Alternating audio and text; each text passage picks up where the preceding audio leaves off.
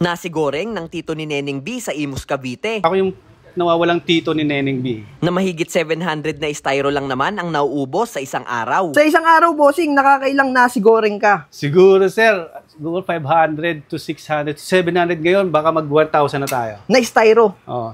Magkano po ba ang isang order niyan? Sir, 60 pesos lang to, sir. Overload na yun. Eto na yun, sir. Ayan na, sir. Walang vlogger. Kapag vlogger, sir, walang dagdag. Walang vlogger, sir. Pag vlogger, sir, may bawas. Babawasan ko pa. Hindi nyo naman inuubos. Iyon. Tinitikman lang. Tinitikman nyo lang. Ganyan talaga ang serving, sir, pag Ganyan ang vlogger. serving, sir. Yan, tapos Normal, vlogger, itlog. ganyan lang yan, sir. Ang ganda ng pagkaluto ng itlog, sir, Sir, no? bilog na bilog yan, sir. Bilog na bilog. Parang hulmang-hulma. Siyempre yung Hungarian natin na Hungarian. lutong-luto. Yan, grabe. Yes, sir. Laki ng Hungarian. Laki ng hotdog mo, sir, ah. Siyempre, pinanganak akong ganyan eh. Normal na. Normal na yan. Ayan na, sir, yung 120 Ito pesos. yung 125 pesos, guys. May Hungarian na kayo, may itlog at may nasi goreng. Tapos ano po yan? Papatahan ko na ng pinakamasarap na garlic sa buong mundo. Garlic sa buong mundo. Tapos matanong ko na lang, sir, saan po kayo located dito sa Imus, Cavite? Kaya kung gusto nyo akong makita, guys, pasok po kayo sa subdivision ng Legion 2A. Sa loob po, sa Legion na 2A subdivision na Bayanihan Road, Calzadang Bago.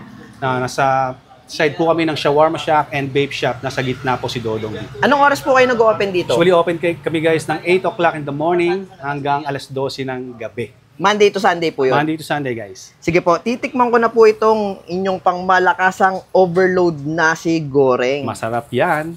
Titikman na natin itong nasi goreng ni Dodong B dito sa may Imus, Cavite. Itong kanyang nasi goreng for only 60 pesos lang. Tapos pag pinalagyan nyo ng overload na toppings katulad nitong sausage at egg, 120 pesos na yon. Grabe, napakasulit. Unahin natin tikman yung kanyang nasi goreng na ang daming spices na nilalagay dito at merong 12 secret ingredients. Grabe yung kanin, no? Buwaghag na buwaghag.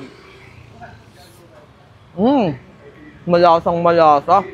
Tapos nakita nyo yung dried shrimp na nilalagay ni Dodong B dito. Kaya napakasulit nito dahil may mga ganyan siyang nilalagay. At syempre, ang trending na Hungarian sausage na pag kinagat nyo ay may pumuputok-putok sa loob. Subukan nga natin. Grabe, totoo nga. May pumuputok nga talaga. Grabe ko. At kita nyo naman yung itlog. Perfectly cooked at bilog na bilog. Yan, masarap sa itlog. Matulo po. Grabe, ang sarap. Kaya kung naghahanap kayo ng solid na food trip dito sa Imus, puntahan nyo to si Dodong B. Dito lang yan sa Imus, Cavite. Sa may Legion 2A, sa may Imus, Cavite. Grabe, napaka-solid. At mas try yung kanyang nasi goreng at palagyan nyo na rin ng Hungarian sausage.